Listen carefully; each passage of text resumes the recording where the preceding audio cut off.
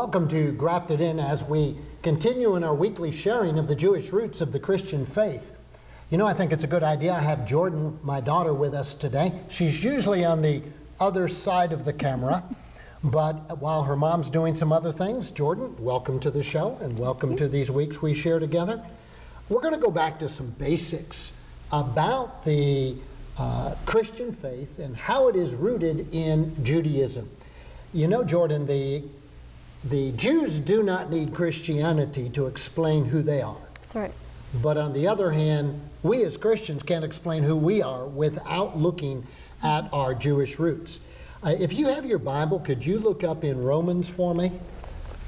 In chapter 11. You know, there's some things that the Apostle Paul writes that should have made this clear to the church throughout all ages about what our position is in terms, as Christians, in terms of where do we fit in with the Jew. So if you look at verses, I believe 17 and 18, and if you would share those with us. Yes, verses 17 and 18 say, "But if some of the branches were broken off, while you, a wild olive shoot, were grafted in among them, to enjoy the richness of the root and sap of the olive tree, do not boast over the branches and pride yourself at their expense. If you do boast and feel superior, remember, it is not you that support the root, but the root that supports you." That's quite clear, isn't it? Yeah. If you do boast and feel superior, well, you know, for many years, I believe the Christian church has felt superior. A lot of that started with Constantine back in 300 AD, when Constantine made this decision to break the church off from its Jewish roots. And he did things like forbidding worshiping on Sabbath. He eliminated the celebration of the Moeds. What are Moeds, Jordan? They're the appointed feasts of the Lord and the appointed times when we come before the Lord. And who appointed those? God did. God did. If you look in Leviticus, it says these are My appointed feasts. my appointed feasts, says the Lord. They're not Jewish feasts. That's right. Pesach, Tabernacle, Sukkot, Shavuot. These are not Jewish feasts, even though we call them that way. They're God's appointed feasts. And Constantine ripped that off from Christianity and set Christianity down a course that was totally Western-oriented, Greek-oriented, and left the church feeling superior to the Jew. And in fact, many people, especially coming out of the Roman Catholic tradition, felt that somehow, you know, the Jews had crucified Christ and therefore God had abandoned them. But you know, you stop and think, if God wasn't good to his promises in the Old Testament and abandoned his own people. Faithful to the new covenant. That's right. How's he going to be faithful to us? And so Paul, the great champion of Christianity, the Apostle Paul, his Jewish name? Is Shaul. Shaul. He would have been a rabbi, so we would have called him Rabbi Shaul, or if we were very close to him, maybe called him Rav Shaul. And he never rejected his Judaism at all. He had simply received Yeshua as his Messiah. That's right. And Yeshua is Jesus in Hebrew. That's right. So Mary, his mother, by the way, her name would have been Miriam. Miriam, as in the Virgin Miriam. Miriam, when he was growing up, went out to the edge of the house to call outdoors for him. What would she have called? She would have called Yeshua. That's right. She never would have said, Jesus, Jesus. Right. His name was Yeshua. And so Shaul was a believer in Yeshua as the Messiah of Israel. But Shaul had a special revelation. It's not new. It was really in the Tanakh. But it was the revelation that the good news of what God's doing for humanity is open to the Gentile. And so it is this same Paul, Shaul, who is writing to the church in Rome and saying, you know, if you boast and if you feel superior, remember, it's not you, the Christian, that support the Jew, the root, but it is the root or the Jew that supports you.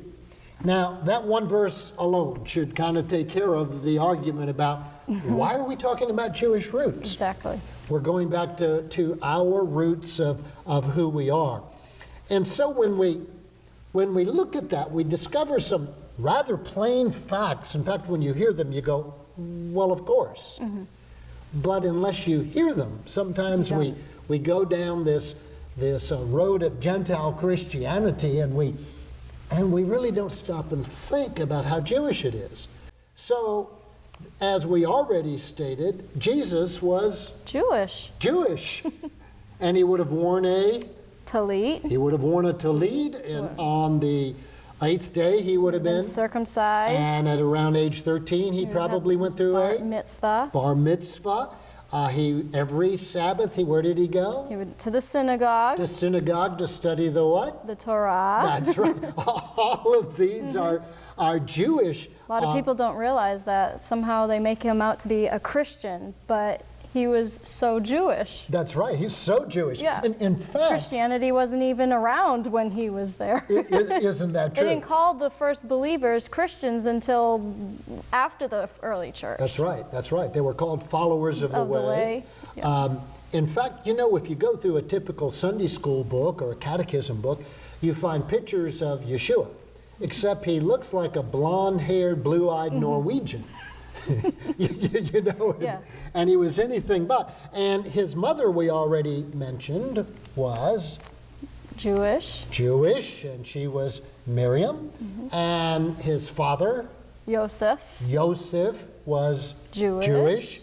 And his disciples were Jewish. And as we already were just talking about, the champion of early Christian faith, belief in Yeshua, that champion was St. Paul, who was a rabbi. Not only just Jewish. He was a Pharisee of the Pharisees. Isn't that what he said? And he never rejected his Judaism. So in those first 100 or so years, if you were to gather with the early Christians, you would have more than likely met them at the synagogue. And they would have been wearing talits, and they would have been praying, and they would have been meeting on Shabbat, and they would have been reading the Torah. In fact, the only Bible they had as early Christians was what? Was the Torah. They didn't have the New Testament. It wasn't around yet. Hadn't been written. So when he speaks of the scriptures saying something, it's really the Torah he's talking about. That's true. You know that you read in your New Testament, it is really, we would call it the Brit Hadashah. That would be the Hebrew for a new covenant. But you read in there Paul and the others at times saying, as the scriptures say.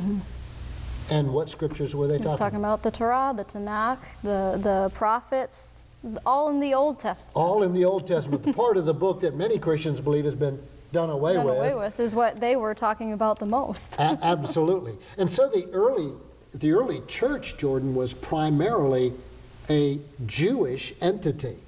The synagogue was a meeting place. They honored Sabbath day as God's holy day. In fact, the very idea of a Messiah is Jewish. That's right. It's not a Gentile concept. You don't find in the Gentile religious world a concept of God so loving the world that he's going to give his only son, that there would be one coming who would reconcile broken humanity to God. And so the whole idea of how do you get right with God, reconciliation, is a Jewish concept. It's a Jewish concept. So let me ask you about yourself. You basically, your experience of your Christian faith has been in the context of its Jewish roots. Yeah, I mean, ever since we have first got this synagogue, it's been a continuous journey exploring more and more of the Jewish roots of Christianity and finding out our true heritage. Right. It's like rediscovering a lost heritage. That's exciting, isn't it? It is. It's very exciting. What are some of the things we do to rediscover that? Books we read, or what? Yeah, we read different messianic books. We go to Israel for one. We have different people that we listen to that talk about it, explore the Jewish roots of Christianity. And every morning, what is it you read? We read the Mishli and the Tehillim and Mishli, Tehillim. Whoa, those are funny sounding things. What is the Mishli? The Mishli is the Proverbs, as the commentaries by the rabbis have them.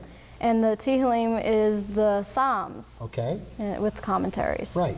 So if you were to say to a Jewish person in Israel who didn't speak English, if you referred to the Psalms, they might not know what you're talking about. If you said Tehillim, they would know that. They would know that. So as you've explored the Jewish roots of your Christian faith, that is who you are then. Exactly. And there's such a rich treasury locked up in them. I mean, we're finding more and more things that Yeshua said that was not original with Yeshua. There were things that the rabbis of his day were talking about, many similarities between what Yeshua taught and what the rabbis say. So it's showing how it's confirming what Yeshua said. It's amazing, with a new light on it. Right. So I grew up in a world where, you know, a lot of what we read in the Gospels, Matthew, Mark, Luke, and John, we'd read the parables, for example, and we'd say, this is unique. Right. This is as if Yeshua himself came up with that concept. At a future broadcast, maybe we'll take a look at those. But all of a sudden you find out that the rabbis taught very similar kinds of things.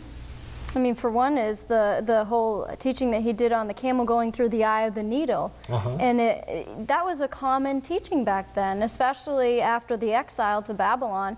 They had a saying that it is easier for an elephant to go through the eye of a needle than for a rich man to enter the kingdom.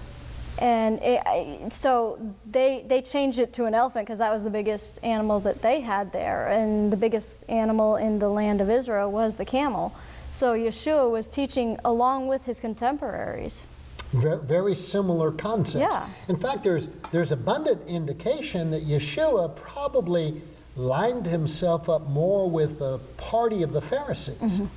And so that when we read in the Gospels where he would condemn the Pharisees, you Pharisees are this, he wasn't putting down all of the Pharisees and their teaching. He was saying as one of the family. As one of the family, having this internal criticism going to them. In fact, at one point he said, when they were talking about, gee, should you tithe on the mint and the cumin, the two little spices?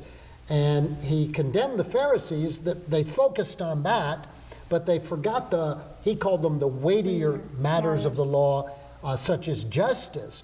And then he turns and says, you should have done these little things, but not forget the big things. Right. So he wasn't saying don't do it. He was saying to do it, but don't focus on the little things, but do the bigger things along with the little things. Well, in fact, Yeshua talked about the law.